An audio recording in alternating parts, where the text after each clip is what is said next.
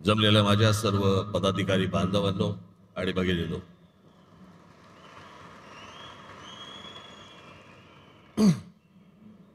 सर्वप्रथम मी आपणा सर्वांना या दिवाळीच्या मनपूर्वक शुभेच्छा देतो।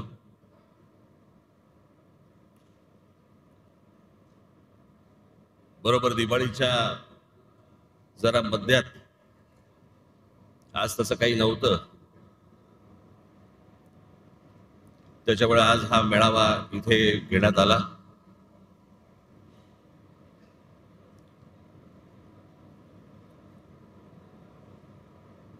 हा जरा तातडीचा मेळावा, हा तुम्हाला सर्वांना बोलून घेण्याचा कारण, अरे आवाज मागचा बंद होईल का रे? माझं मलाच ऐकू येतंय। मागचा काय स्पीकर वगैरे बंद करता येईल का?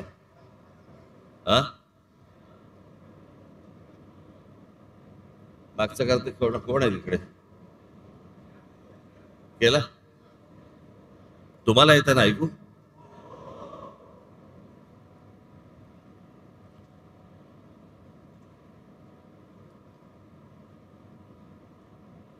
यावेळेची जरा जेव्हा लागेल तेव्हा आणि जेव्हा आपण ठरवू तेव्हा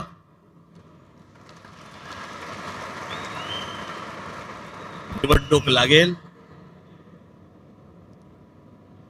ज्या प्रकारचा सगळा गोंधळ सुरू आहे मतदार याद्यांमध्ये,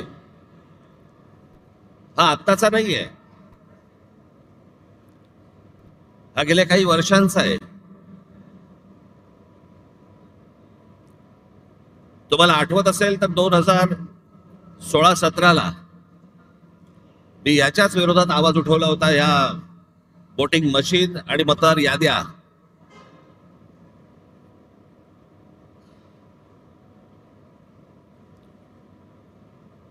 त्यावेळेला आपल्या MIG क्लबमध्ये तिकडे पत्रकार परिषद पण झाली होती, सगळ्या पक्षाचे सगळे लोक पण तिकडे आले होते, पण त्यातल्या अनेकांना मी काय बोलतोय याचं गांभीर्यच नाही समजलं। आणि मग ज्या वेळेला प्रत्येकाच्या दरवाजावरती टकटक व्हायला लागली,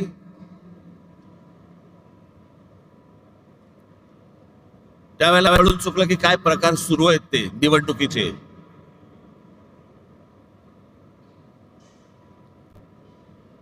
आताही बघा, गेली विधानसभा झाली, 232 आमदार निवडून आले, 232।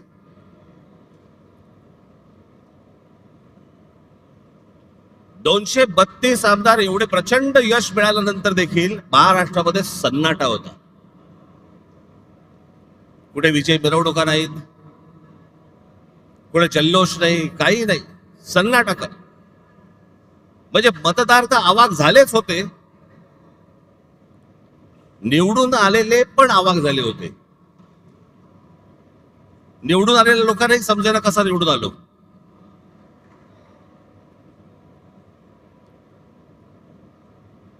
आणि मग सगळ्यांनाच कळलं की कशा प्रकारच्या निवडणुका चालल्यात या देशामध्ये, कशा प्रकारचे विजय प्राप्त होत आहेत, कशा प्रकारचं यश मिळत आहे। अनेक लोक म्हणतात की राज ठाकरेंच्या सभेला गर्दी होते पण ते मतामध्ये येत नाही। हे असं केलं तर कसं येईल ते मतामध्ये? आणि तेच चालू आहे। राज्यांमधले जे स्थानिक पक्ष आहेत त्यांना संपवणे, त्यांना मिटवून टाकणे आणि अशा मतदार याद्या तयार करायच्या, सगळी माणसं घुसवायची। मला तर आता कळलंय, अगदी खात्रीलायकरित्या समजलेली गोष्ट तुम्हाला सांगतो की आत्ताच्या या होणाऱ्या निवडणुकांना त्यांनी 1 जुलैला यादी बंद करून टाकली। त्याच्या अगोदर काही काम, म्हणजे विधानसभेच्या होतेच, विधानसभेला तर होतेच भरलेले, त्याच्यानंतर जवळपास 96 लाख खोटे मतदार महाराष्ट्राच्या यादीत भरलेत. मुंबईमध्ये असेच 8-8.5 लाख, 10 लाख, ठाण्यामध्ये असेच 8-8.5 लाख, पुण्यामध्ये भरलेत, नाशिकमध्ये भरले, प्रत्येक शहरांमध्ये, प्रत्येक गावागावामध्ये भरलेले आहेत.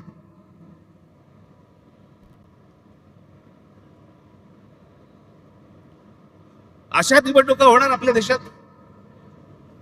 मग कशासाठी प्रचार करायचा, कशासाठी उमेदवार भरायच्या, कशासाठी निवडणुका लढायच्या, कशासाठी पैसे खर्च करायचे, कशासाठी मतदारांनी रांगेमध्ये उभं राहायचं आणि मतदान करायचं.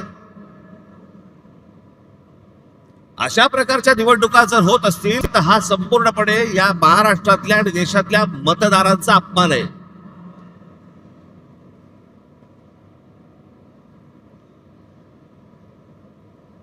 तुम्ही मत द्या नाही तर नका देऊ.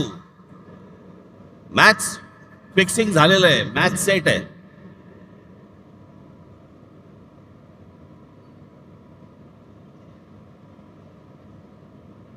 अशा महाराष्ट्रामध्ये निवडणुका होणार. हे कोणत्या प्रकारचं षडयंत्र, ही कोणत्या प्रकारची लोकशाही आहे. आणि नंतर सांगायचं नाही नाही ह्यांचा एकही आमदार निवडून नाही आला, ह्यांचा एकही खासदार निवडून नाही आला. अरे येईल कसा.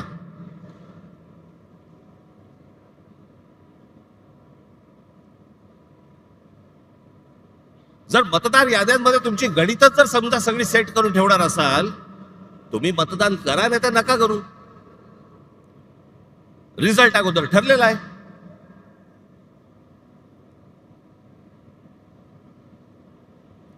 आणि आम्ही जे निवडणूक आयोगावरती बोलतोय, निवडणूक आयोगाला ह्या याद्या सुधारा म्हणून सांगतोय, मला समजत नाही सत्ताधारी पक्षाचे लोक का चिडतायत. लागतंय ना कुठेतरी.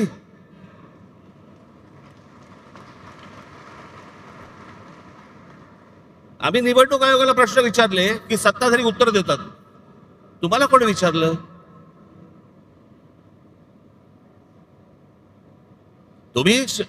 तुम्हाला वाटतंय, तुम्हाला राग येतोय कारण शेण खाऊन ठेवलंय.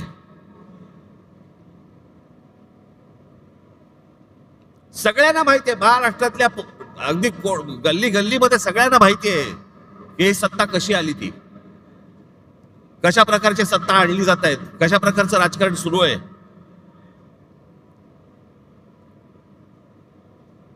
बरं, हीच माणसं ज्यावेळेला विरोधी पक्षामध्ये होती त्यावेळेला आता जे मी बोलतोय तेच गोष्ट बोलत होते.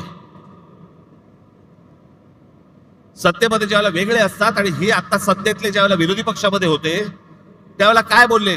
माझ्याकडे एक नरेंद्र मोदींचं माझ्याकडे एक भाषण आहे आसाम मधलं, त्याच्या भाषणाची शेवटची जी 10 सेकंद 15 सेकंद आहेत ना, ते नीट ऐका. लावा. मैं आज सार्वजनिक रूप से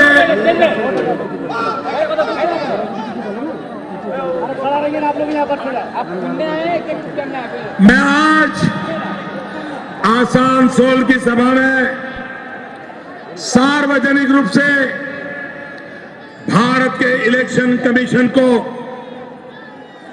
गंभीर शिकायत कर रहा हूं. और मैं चाहूंगा अगर इलेक्शन कमीशन एक एम्पायर के नाते निष्पक्ष भाव से आने वाले 2 दौर के चुनाव कराने की हिम्मत रखता है तो मेरी बात को इलेक्शन कमीशन ध्यान से सुने. यहां भी इलेक्शन कमीशन के जो प्रतिनिधि होंगे, जो मेरा भाषण टाइप करते होंगे, उनसे भी मेरा आग्रह है कि तुरंत मेरा भाषण इलेक्शन कमीशन को पहुंचाया जाए. इलेक्शन कमीशन, अगर गुजरात में शांति से चुनाव होता है वो कोई इलेक्शन कमीशन की क्रेडिट में नहीं जाता है. अगर महाराष्ट्र में गुजरात शांति से चुनाव होता है क्रेडिट इलेक्शन कमीशन को नहीं जाती है. अगर शांति से चुनाव पूर्वी उत्तर प्रदेश में होते हैं, बिहार में होते हैं, बंगाल में होते हैं, कोई रिगिंग नहीं होता, कोई शिकायत नहीं होती, कोई हिंसा नहीं होती, तभी क्रेडिट इलेक्शन कमीशन को जाता है। और मैं गंभीर आरोप लगा रहा हूं, आप इन इलाकों के इलेक्शन में रिगिंग रोकने में विफल गए हैं, हिंसा रोकने में विफल गए हो, झूठे मुकदमे हमारे बाबुल पे लगाए जा रहे हैं। इलेक्शन कमीशन का काम है नागरिकों को प्रोटेक्ट करना। आप अपनी जिम्मेवारी को सही ढंग से निभाएं, इसके लिए मैं आग्रह करता हूं। मैंने उत्तर प्रदेश में भी कहा था, कुछ सीटों के मैंने नाम कहे थे और मैंने कहा था वहां लूट चलने वाली है और इलेक्शन कमीशन कुछ नहीं कर पाया। आज मैं दोबारा कह रहा हूं, इन इलाकों में, बंगाल में, बिहार में, पूर्वी उत्तर प्रदेश में यही होने वाला है। क्या इलेक्शन की जिम्मेवारी नहीं है कि शांतिपूर्ण चुनाव हो, रिगिंग ना हो, मारकाट ना हो? इतना सारा खर्चा हो रहा है, पूरा देश का मशीन आपके हाथ में है, प्रधानमंत्री से भी आपके पास इतने ज्यादा हक है, तो आप करते क्यों नहीं हो? क्या इरादा है आपका?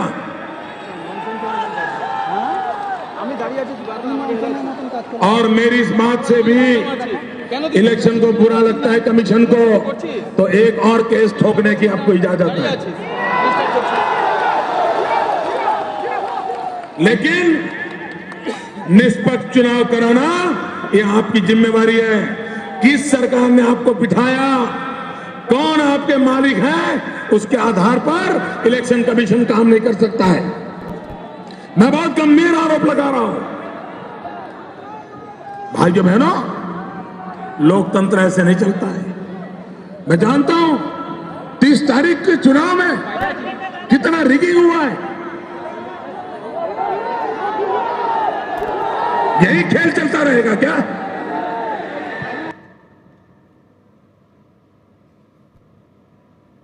मी काय वेगळं बोलतोय? त्यावेळेला ते गुजरातचे मुख्यमंत्री होते, त्यावेळेचं त्यांचं भाषण आहे. आज ते स्वतः पंतप्रधान आहेत. आम्ही काय वेगळं बोलतोय? की सत्ताधाऱ्यांचे, या निवडणूक आयोगाला आम्ही पण तेच सांगतोय, तुम्ही सत्ताधाऱ्यांचे गुलाम नाही आहात.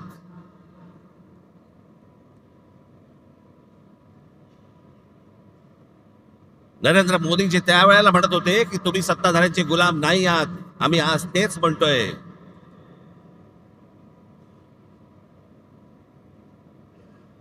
आणि ह्याची हिंमत पर्यंत कुठपर्यंत गेली आता इथे महाराष्ट्रामध्ये?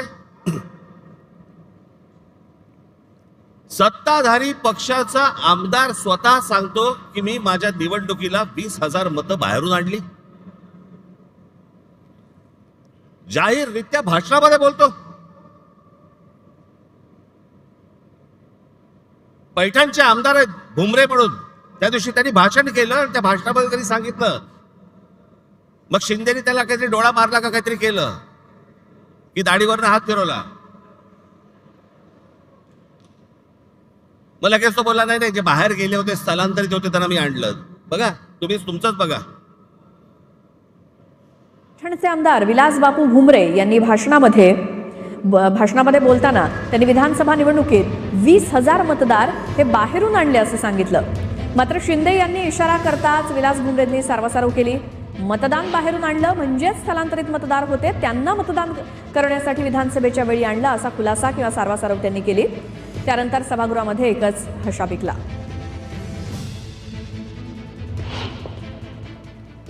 विधानसभेच्या निवडणुकीमध्ये जवळपास 20,000 मतदान हे निवडणुकी टायमार मी बाहेरून साहेब 20,000 मतदान आणलं आणि त्या निवडणुकीत मला त्या मतदानाचा 100% फायदा आला. 10 जणांना तिकीट मिळणार नाही. सर्वजण त्या पदाचे उमेदवाराचे कॅपेबल असतात. बाहेर होतो त्यांना.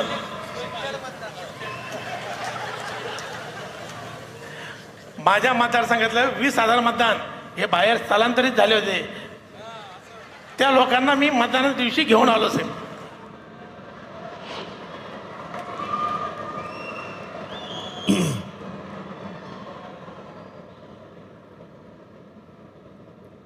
बेधडक सत्ताधारी पक्षातले आमदार तुमच्या नाकावर टेचून बोलतायत.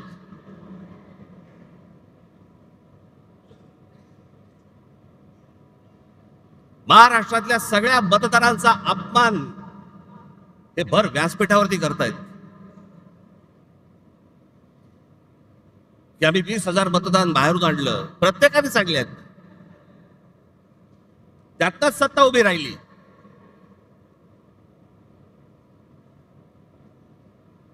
ही त्यांचीच माणसं बोलतायत.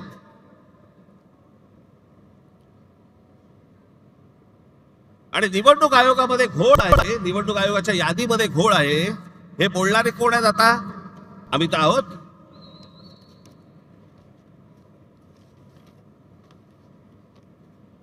मी अजून 3 व्हिडिओ आणलेत.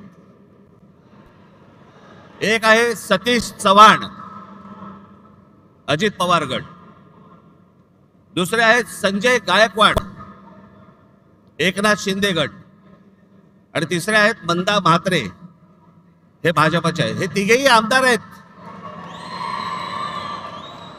तिघेही आमदार आहेत. हे तिघेही काय बोलतात ते ऐका. या सगळ्या संदर्भात सत्ताधारी आमदारांनी नेमकं काय म्हटलंय बघूयात. गंगापूर विधानसभा मतदारसंघात जवळपास 36,000 नावे दुबार आलेली आहेत. खरं तर मतदार याद्यांपासून ते निवडणूक निकाल लागेपर्यंत सगळे काम पारदर्शकपणे पार पडण्याचं काम हे निवडणूक आयोगानं करणं अपेक्षित आहे. त्यांच्या डिप्टीला महसूल खात्याची मशिनरी असते, परंतु ही दुबार नावे शोधण्याचं काम हे राजकीय पक्षाचे कार्यकर्ते करू लागले. विशेषतः रांजणगाव शेणकुंडी सारख्या वसाहतीमध्ये मोठ्या संख्येने मतदानाची दुबार नावे आहेत. मयत झालेल्या एक प्रसिद्ध व्यक्ती आहे, माजी पंचायत समिती सदस्य गंगापूर, मयत होऊन 13 वर्षे झाले. नाव आहे लोकरे रघुनाथ रखमाजी, अजूनही नाव मतदार यादीत आहे. असे हजारो मयतांचे नाव या मतदार यादीत आहेत.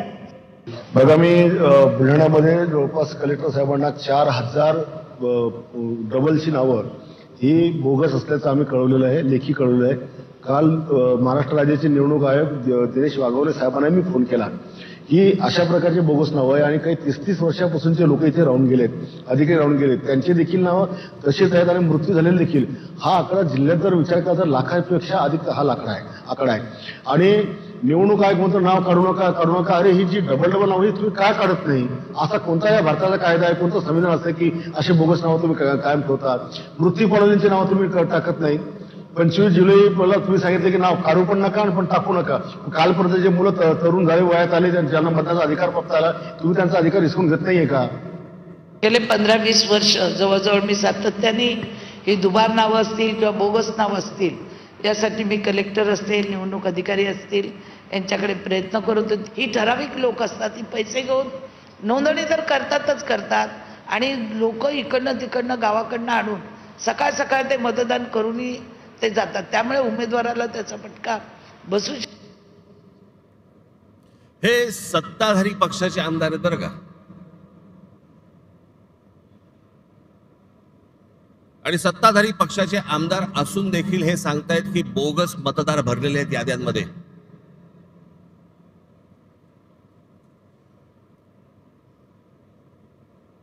भैया, कोणत्या निवडणुका लागतात? कोणत्या चालू आहेत आपल्याकडे निवडणुका?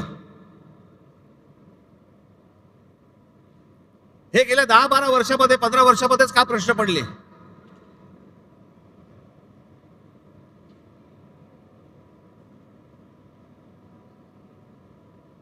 जी लोक आपले भाबडेपणाने मतदान करतायत, सकाळपासून उन्हातानामध्ये रांगेमध्ये उभे राहतायत,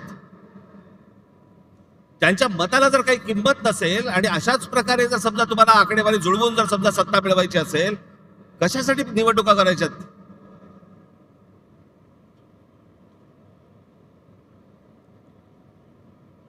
आणि आता पण ह्या ज्या सगळ्या चालू आहेत, आता याच्यावरती मतदारांच्या प्रतिक्रिया काय आहेत? एक फक्त तुमच्यासाठी छोटी गोष्ट आणली, मतदारांच्या प्रतिक्रिया काय आहेत? ते फक्त ऐका, मतदारांच्या प्रतिक्रिया काय ऐकते. मतदाराच्या माणसाला किंमतच नाहीये. पण सर्वसामान्य शून्य माणसाला, शिकलेल्या माणसाला फार प्रॉब्लेम पडतो. प्रामाणिकपणात नाही येत ना तो गेला ना आपलं काय बोलत अर्थ नाही काय. ते पहिलं डुप्लिकेट मतदान आहे डबल, ते पहिलं बंद झालं पाहिजे. मग बॅलेट पेपरवर घेतला कशावर घ्या, ते दोन्ही ठिकाणी मतदान करणारच, ते त्याच्यावर कंट्रोल आणला पाहिजे, मग बॅलेट पेपरवर आलं पाहिजे. प्रत्येक वेळेला त्यांनी स्ट्रॅटेजी चेंज करतात. ह्या वेळेला मशीनद्वारे काम केलं त्यांनी, पुढच्या वेळेला त्यांनी दुसऱ्या पद्धतीने म्हणजे मतदार वाढवून कसे आणले, कारण निवडणूक आयोगाचा प्रमुख जो आहे तोच हे काम करतोय. बाहेरच्या राज्यात देशात ना बॅलेट पेपरवर आहे, मग तिथे कसं होतं, तिथे इलेक्ट्रॉनिकला पुढे गेलेत लोक, मग ते करतात, मग आपल्याकडे का नाही होत. म्हणजे तुमचं एका घरामध्ये 36 18 मतं कुठून येतात, ते बॅलेट पेपरवर घ्या ना, व्यवस्थित होईल ना. बॅलेट पेपरवर घेतल्यानंतर कसं आहे, थोडक्यात ते पारदर्शक निवडणुका होतील असं मला वाटतं. आणि ती विरोधकाची मागणी अगदी योग्यच आहे आणि जनतेने, मतदारांनी पण त्या विरोधकांना साथ दिली पाहिजे असं मला वाटतं. ईव्हीएमचा लोकांवरचा विश्वास राहिलेला नाही. त्या दिवशी इलेक्शनचा रिझल्ट लागला त्यावेळी लिटरली मुंबईमध्ये सन्नाटा होता की कोणी या इलेक्शनचा रिझल्ट एक्सपेक्टच केला नव्हता. आणि हे फक्त मॅनिप्युलेशन्स करूनच पॉसिबल झालेलं आहे. मला वाटतं की पहिले जो काही घोळ आहे मतदार यादीत, तो सगळा घोळ निस्तरून त्याच्यानंतर भले 1 वर्ष लागलं तरी चालेल, पण सगळ्या मतदार याद्या क्लिअर करूनच नंतरच इलेक्शन झालं पाहिजे. आणि सगळे जे आता आहेत न्यायालयापासून सगळे विकत घेतलेले आहेत, त्याच्यामुळे त्याला इलाज नाही आहे. आणि आता फक्त जो जमाना होता, आता माझा वय 77 आहे, जो जमाना आमच्या होता आता माझ्या आता फक्त चोरी आणि सगळ्यांनी निष्ठा विकलेली. बॅलेट पेपरवरती मी सांगितलं की नाही, बॅलेट पेपरवरतीच हवं तरच हा घोळ होऊ शकतो, नाही तर शक्य नाही.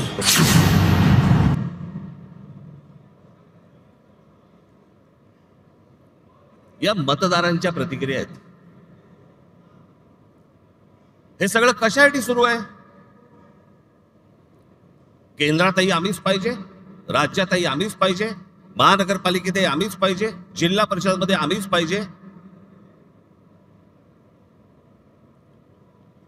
हा संपूर्ण महाराष्ट्र, ही महाराष्ट्रामधली सगळी शहरं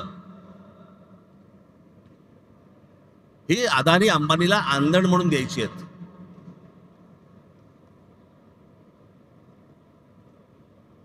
मी मागे तुम्हाला सांगितलं होतं, त्या आपल्या मीरा भाईंदरच्या माझ्या सभेमध्ये मी सांगितलं होतं की काय चालू आहे आता ह्यांचं.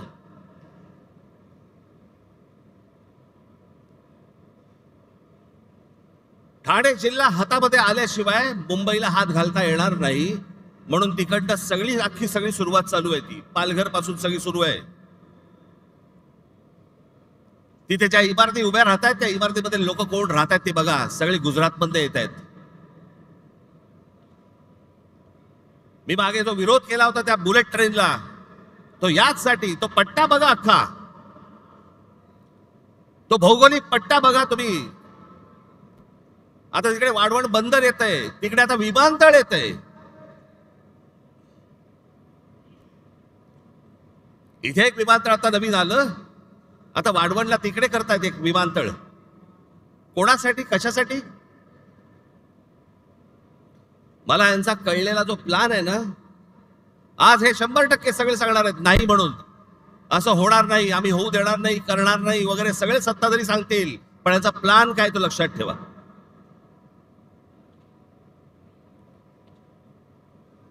आता जे नवीन विमानतळ केलंय, हे आत्ता आपलं जे सांताक्रूजचं विमानतळ आहे, छत्रपती शिवाजी महाराज विमानतळ, अंधेरी सांताक्रूजचं, इकडनं आता ते आहे अडाणीच्या हातात. इकडनं सगळी ऑपरेशन्स आता हळूहळू हळूहळू कमी करणार आणि सगळी तिकडे नेणार नवी मुंबईला. इकडचा सगळा कार्गो काढणार आणि तो वाढवणला नेणार. आणि मग ती संपूर्ण जमीन अख्खी एकदा काहीतरी गुगल मॅपवरती जाऊन बघा केवढी आहे ती, आणि मग ती अदानीच्या घशात घालणार.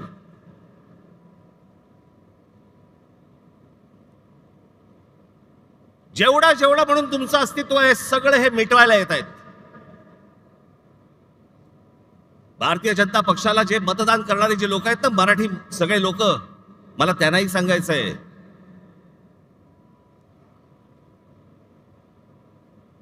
हा अदानी अंबानीचा ह्या सर्व लोकांचा ज्यावेळेला गुजरातचा वरवंटा ज्यावेळेला महाराष्ट्रावरती फिरेल ना, त्यावेळेला ते तुम्हाला बघणार नाहीये, तुम्हाला पण त्या वरवंट्याखाली मराठी म्हणूनच घेणार.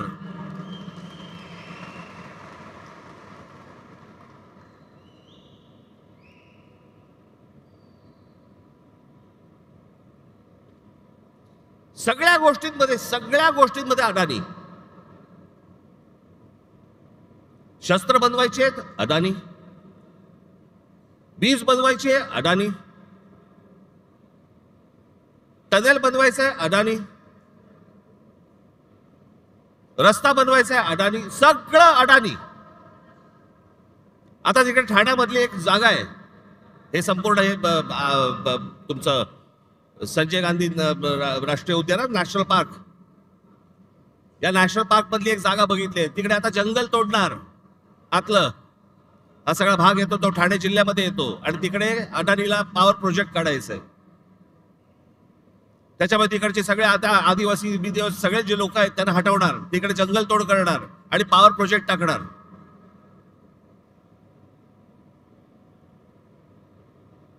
इथे पुढे त्या अलिबाग, हे जे रस्ते होत आहेत ना, एवढं लक्षात ठेवा, मी प्रगतीच्या आड येणारा माणूस नाही, पण मुंबईमध्ये, ठाण्यामध्ये, महाराष्ट्रामध्ये होणारी प्रगती ही जर मराठी माणसाच्या थडग्यावरती होणार असेल, मी खपवून घेणार नाही. तुम्हाला वाटत असेल की हे सगळे रस्ते जे बांधले जात आहेत, सिलिंग पासून ते अटल सेतू पासून सगळ्या गोष्टी तुमच्यासाठी नाही येते. हे जे सगळे जमिनी घेत सुटलेत ना उद्योगपती, त्यांच्यासाठीचे रस्ते आहेत ते.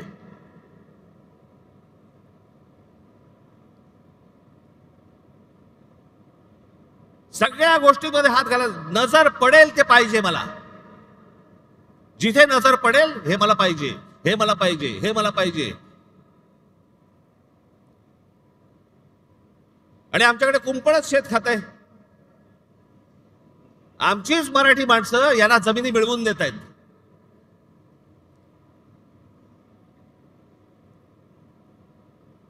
आमचे मराठी माणसं काही दलाल म्हणून यांच्यासाठी कामं करतायत.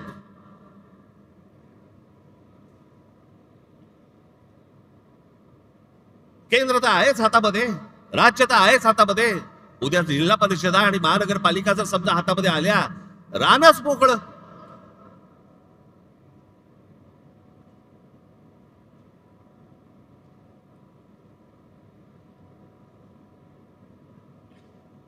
हे काही सहज चालू नाहीये, हे सगळं प्लॅन्ड आहे. हे इतक्या वर्षापूर्वीची जे सगळ्या गोष्टी आहेत ना, ज्याच्यासाठी संयुक्त महाराष्ट्राचा लढा झाला,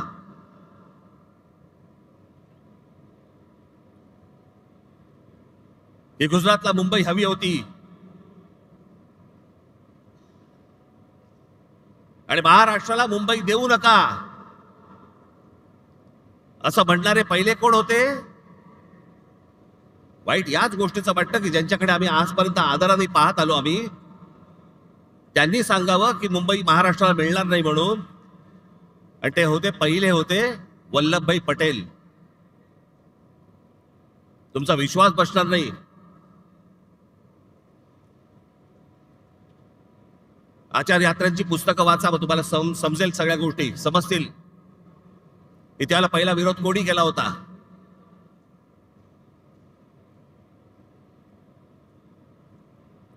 हे आत्ताचं नाहीये, हे जुनं आहे. हे आत्ता फक्त सगळ्यांच्या सहाय्याने ते करत येत आहेत आणि त्याच्यासाठी बोगस मतदार भरले जात आहेत, जेणेकरून ह्याच्यातनं सगळे खासदार आमचे, आमदार आमचे, जिल्हा परिषद आमच्या, महानगरपालिका आमच्या, नगरपालिका आमच्या, सगळे एकदा हातामध्ये आलं.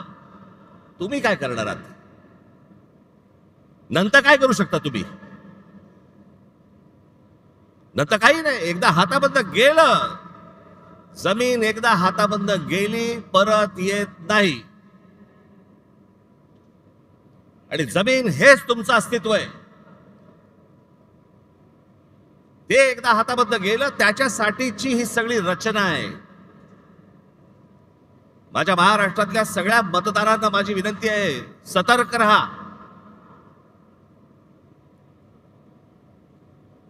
आणि म्हणून मी तुम्हाला आज सर्व यादी प्रमुखांना इथे जे मी बोलवलंय, सगळ्या गोष्टी टप्प्याटप्प्याने होणार, बरोबर होणार.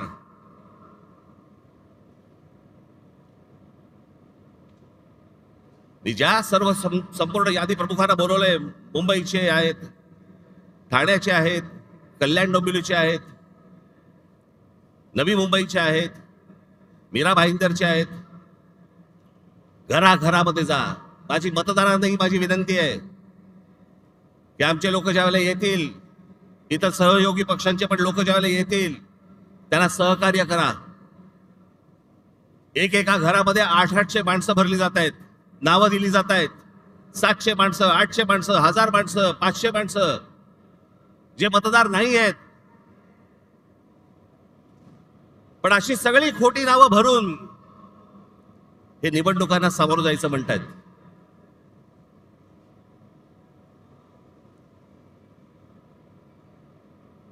हे ज्या निवडणुका घ्यायचं म्हणतायत ना, हे जोपर्यंत ही मतदार यादी पूर्णपणे स्वच्छ होत नाही,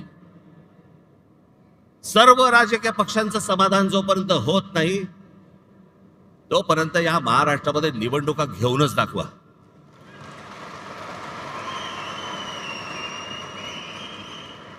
या महाराष्ट्रातल्या निवडणुका शांततेने पार पाडायच्या असतील, पहिली ती मतदार यादी स्वच्छ करा. जो मतदार आहे त्याचा आदर करा. जो खरा मतदार आहे त्याला मतदान करू द्यात. कोण सत्तेवरती येईल आणि कोण पराभूत होईल याच्याशी मला कर्तव्य नाही, पण जे मतदान होईल ते खरं होईल, या दृष्टिकोनात निवडणुका झाल्या पाहिजेत.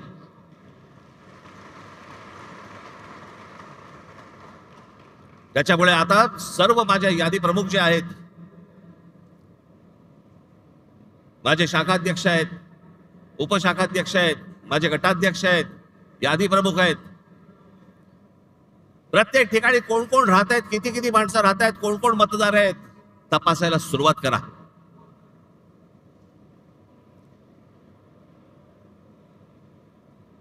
हे जे या लोकांनी शेण खाऊन ठेवलं ना, सगळ्या गोष्टी बाहेर येतील, बरोबर बाहेर येतील. येतातच आहेत, सगळेजण आणतातच आहेत. सगळ्या महाराष्ट्रभर हे सगळं सुरू झालं पाहिजे. आणि फक्त आपल्याच पक्षासाठी नाही म्हणत मी, इतर पक्षांनी देखील प्रत्येक घराघरामध्ये गेलं पाहिजे, तपासलं पाहिजे. आणि निवडणूक आयोगाला आमचं सांगणं आहे की हे जोपर्यंत स्वच्छ होत नाही तोपर्यंत निवडणुका तुम्ही घेऊ नका. महाराष्ट्रामध्ये निवडणुका घेऊ नका. आधीच 5 वर्ष झाली आहेत त्या सगळ्या निवडणुका होऊन, अजून 1 वर्ष गेलं तरी चालेल, पण निवडणुका त्याच्याशिवाय होता कामा नाहीत या महाराष्ट्रात. ह्याची जी सगळी घाई सुरू आहे ना, ती घाई याच्यासाठी सुरू आहे, कारण ह्यांनी सगळं जमवलेलं आहे गणित.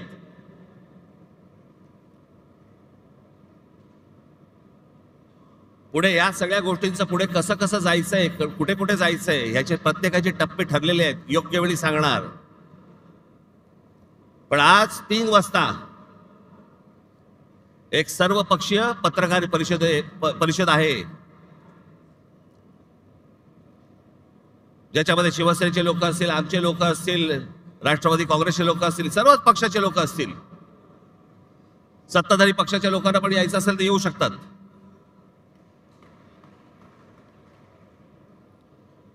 आणि पुढचा कार्यक्रम काय आहे हे आज 3 वाजता तुम्हाला सांगण्यात येईल. त्याची प्रतीक्षा करा आणि तयारीला लागा.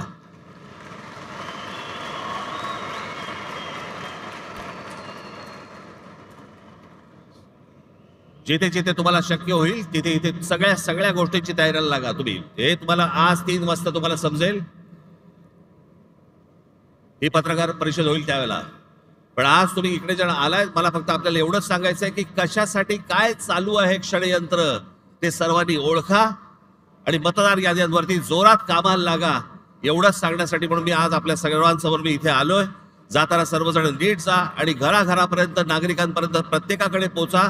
ज्याला जाल त्याला नम्रपणे जा, शांतपणे जा, त्यांची विचारपूस करा आणि सगळ्या गोष्टी या तुम्ही तुमच्याकडे कागदावरती लिहून काढल्या पाहिजेत. एवढंच सांगण्यासाठी म्हणून मी आज आलो. दिवाळीच्या मध्यात तुम्हाला बोलवलं त्याबद्दल दिलगिरी. परंतु आपण आलात त्याबद्दल मी आपला सर्वांचे आभार मानतो. धन्यवाद. जय हिंद, जय महाराष्ट्र.